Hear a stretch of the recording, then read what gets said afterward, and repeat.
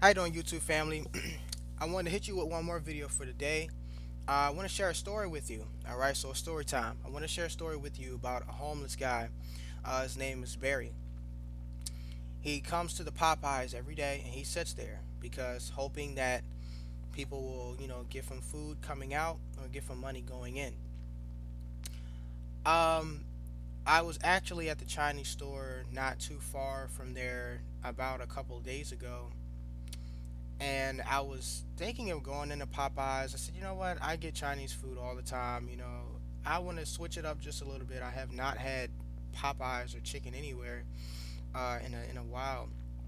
So I said, you know what? I like Popeyes better than KFC, so I'm gonna just go to Popeyes. So as I walked in or started to walk in, I see this homeless guy. He looked up at me. I looked at him, and I just started to actually ignore him and just go right into the Popeyes. But something hit me in my stomach, and it's just like I couldn't just walk away from this man. Not even because he looked at me or he noticed me. It was just something in me that pulled me back outside through those doors. I held the door open for a lady to go in, and I kept the door held for another gentleman to come out. So I kneeled down and I said, "How are you doing?" He said, "Oh, I'm doing okay. I'm doing okay." I'm like, "Are you hungry?" "Yeah, yeah, I'm hungry." I said, "Stay right there. I'll be right back."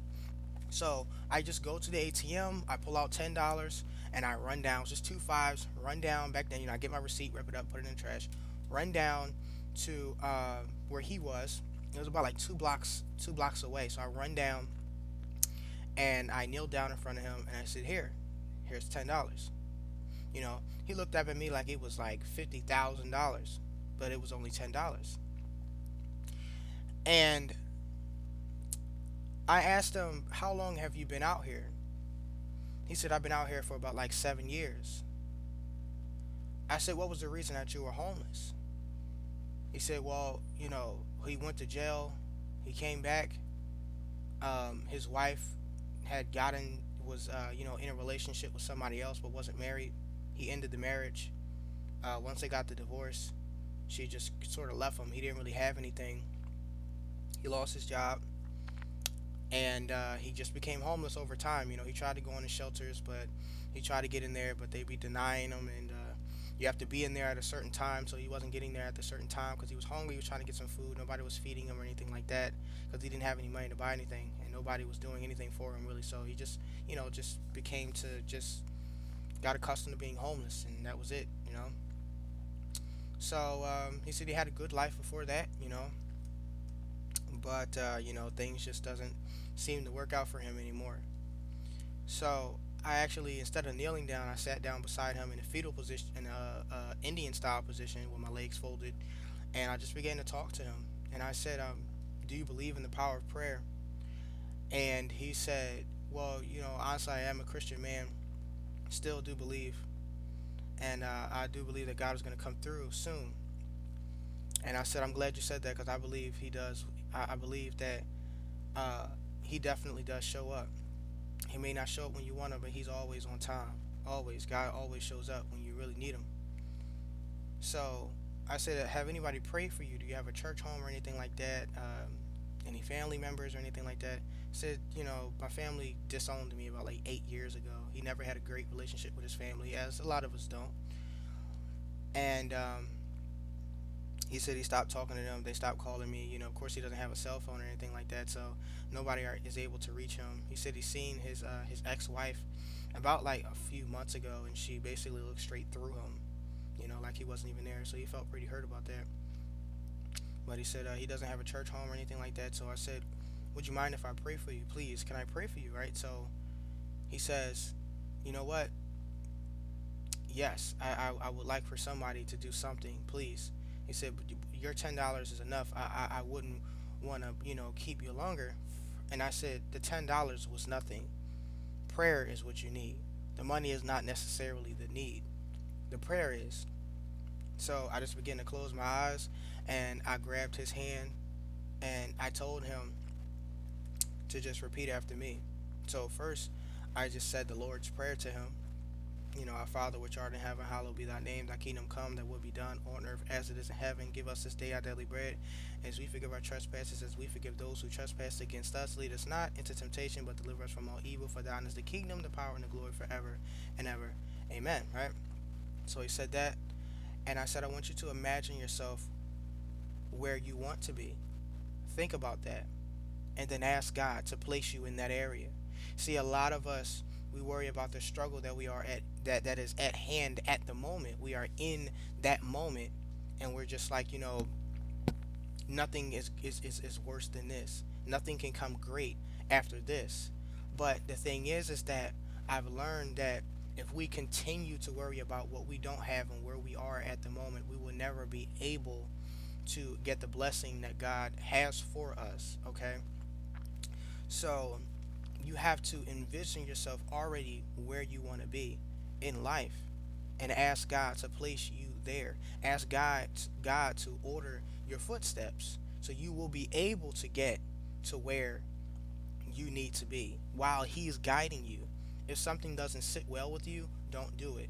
If something is in if something is in the way of getting you to where you need to be in God, then you need to remove it. It could be a person, it could be anything. Okay, so I'm basically teaching him how to get to where he needs to be in life, and I'm telling him that I don't believe me just wanting Popeyes out of the blue, which I never really care for Popeyes that much. But it's weird how I wasn't craving Popeyes until I got to this certain area. I was The Chinese store is literally like a block away from Popeyes, but yet I got to the Chinese store and my eyes went right, and I said, you know what, I want Popeyes. I never do that. Like when I really think about Chinese food, I want Chinese food. I don't switch up. I get that. But something directed me over towards the Popeyes. And I said, I believe that God just used me to get to you. I believe that. I do. I really do believe that. And he believed me too. We sat down out there for about over an hour, and I was talking with him. And what I told him was, I said, there's a church down the street. The church should be open to having you at least sit in there. Okay? Usually churches have, food, they have breakfast, they have, things that they're doing in the community. I would love for you to be a part of that. Now, I'm not a part of the church that I was talking about, but I didn't want him to walk too far. There's literally a church on the corner. So I wanted him to walk in there. The church is open to all people, no matter who or what you are. The doors should always be open, okay? So I said, walk into that church and get a word from the Lord. If you feel comfortable, say a testimony, okay? You don't have to talk about me, just talk about your situation. The most powerful thing in the world is to having people pray for you. It's not about the money. It's not about what we make from home. It's not about what you make at your job, okay? The power of prayer is powerful. It's strong. I've seen it through my mother. I seen her, when doctors said she was gonna have cancer. She had calcium breasts in her packs, in her breasts, calcium packs growing in her breasts, and the doctors told her straight up, "You're gonna have cancer." And she said, "Oh no, not me. You may say that I may cancer, but my doctor says I won't." She was losing her eyesight, and they said that she'll be blind. Well, guess what? No, never was blind. Okay, she was a praying woman. They said that, they were gonna have to cut her leg off. Guess what? Never had it done, because she was a praying woman. She was fully functional. She was fine. Nothing was wrong. She had her sicknesses and things that was going on, but she defeated so much that the devil tried to place in her. You know, but she never let that get or take over her body, her mind, her soul. She didn't allow that. She knew her position in God. She knew that she had the authority over anything. That woman just completely changed. Just watching her change my life. So when people tell you that miracles don't exist, oh, it doesn't work, and prayer doesn't work, and that stuff is fake or it's false, I'm here to tell you straight up. I'm not a preacher. I'm not somebody that is posting this video to try to bring somebody over to the Lord, or trying to discredit any other religions or anything like that. This is a honest, real video. Okay, Prayers do work. Miracles are real. God does exist. This is just period. It's the truth. I've seen it for myself. I didn't believe it. I can go on and on for days about the things that I've seen, okay, in person, not for as in a video or what I heard from somebody else. I can sit here and tell you dreams that I had and everything, but this video would turn into so much more.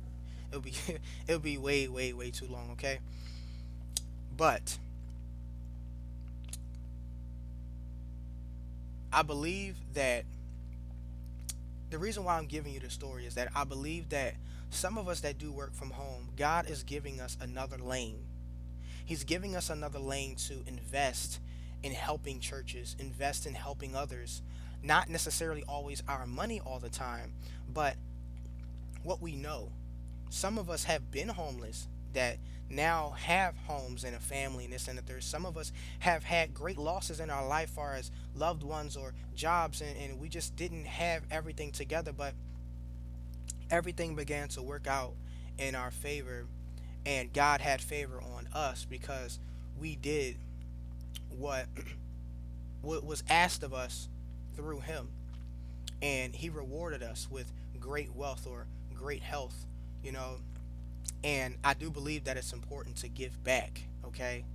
I do believe it's important to help others understand who they are and understand and tell them and teach them, like, hey, this is not the end of the road. Every road that you may have went down may have been a dead end, but I'm telling you, the missing piece to the puzzle, the missing ingredient to that meal that you've been searching, that you've been craving for to consume, is the big man upstairs, the man of God. I'm telling you, it's amazing how my life has changed through everything that I've been through. Okay, so I have no problem passing that on to nobody. It just so happened that God had led me to this gentleman for him to be a homeless guy. You know, his name is Barry. Okay, so I'm asking all those that are in the Lord. Okay, I want you guys to pray for Barry. Okay, you don't gotta know him. Okay, he is African American. He stands about maybe 6 foot. I mean, not 6 foot. About 5'8". Okay, maybe about like 160, maybe 160, 70 pounds. Okay, just to give you a description or whatever. But his name is Barry. I do ask that you guys put him in your prayers. Please, like, all the acknowledgement will really help for this man. All I'm doing is sending encouragement, just to inspire you. Okay, and just to let you know that life will life will knock you down. You know, honestly, life will knock you down, but don't let life keep you down. Okay, life will knock you down, but please do not let life keep you down. You are more than a conqueror.